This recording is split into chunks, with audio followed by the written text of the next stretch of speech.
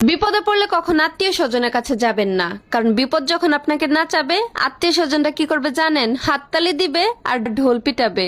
যদি শ্বশুর শাশুড়ির সাথে না থাকেন তাইলে আপনার দোষ হবে একটা, যে আমগো সাথে থাকে না। আর যদি শ্বশুর শাশুড়ির সাথে থাইকে তাগো সেবা যত্ন করেন, তা করে রাইন্দা বাইরা খাওয়ান, তাইলে আপনার দোষ হবে হাজারটা। কি বিশ্বাস হয় না? তাইলে তাগো আত্মীয় স্বজনের কাছে যায় জিগান।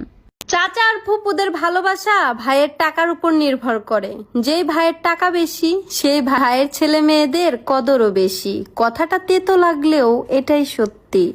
শাড়ির আসলে যদি আগুন লাগে তাহলে শাড়ি খুললেও বিপদ, না খুললেও বিপদ। কারণ শাড়ি খুললে ইজ্জত যাইবো আর না খুললে জীবন যাইবো। ঠিক তেমনি আমাগো আশেপাশে কিছু আত্মীয় স্বজন আছে যাদের সাথে সম্পর্ক রাখলেও বিপদ, না রাখলেও বিপদ। তোমার কাছে আমার গুরুত্ব কতটা সেটা আমি বুঝে গেছি, তাই তো তোমার থেকে আমি অনেক দূরে সরে এসেছি।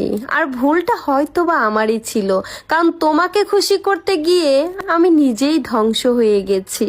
শ্বশুর বাড়ির মানুষজন তাদেরকে মনে করে তারা ধোয়া তুলসী পাতা, আর বাড়ির বউরা নিম পাতা। আচ্ছা তাহলে একটা কথা বলেন, বাড়ির বউদের দোষের কথা পাড়ার লোকেরা কিভাবে জানে যদি আপনারা না বলেন? এই যে অবিবাহিত আপুরা, ফ্রিতে একটা টিপস দেয়, কাজে লাগবে। বিয়ে করলে বড়লোক ছেলে দেখেই করা ভালো, কারণ বিয়ের পরে প্রত্যেকটা ফ্যামিলিতে ঝগড়াঝাটি অশান্তি হবেই। আর এই গরমে ফ্যানের নিচে বসে কান্না করার চাইতে এসির নিচে বসে কান্না করা অনেক ভালো।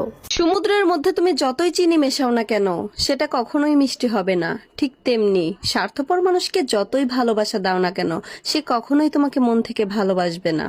পুরুষের ভালোবাসা হচ্ছে সমুদ্রের মতন, যেখানে স্ত্রীরা চায় নিজেরা একাই সাঁতার কাটতে, কিন্তু স্বামীরা চায় দেশি বিদেশি সামুদ্রিক হরেক রকমের মাছ একসাথে খেলা করুক। বউ ভালো হলে স্বামী ভালো হয় না, স্বামী ভালো হলে বউ ভালো হয় না। আর যখন স্বামী স্ত্রী উভয়ই ভালো হয় তখন শ্বশুর বাড়ির মানুষগুলো ভালো পড়ে না।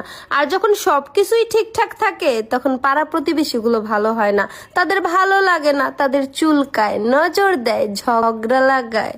পায়ের জুতা আর গায়ের জামা এই দুইটা যদি কমফোর্টেবল না হয় তাহলে দেখতেও সুন্দর লাগে না, পরেও আরাম লাগে না। ঠিক তেমনি সংসার জীবনে যদি একটা মেয়ের স্বামী আর শাশুড়ি ভালো না হয় তাহলে সেই মেয়েটা সংসার জীবনে কোনোদিনও সুখী হতে পারবে না।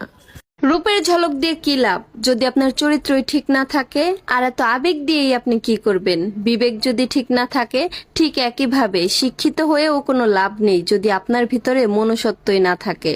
তর্ক যদি করতে হয় তাহলে জ্ঞানী লোকের সাথে করেন। যদি আপনি জিততে নাও পারেন তারপরেও অনেক কিছু শিখতে পারবেন।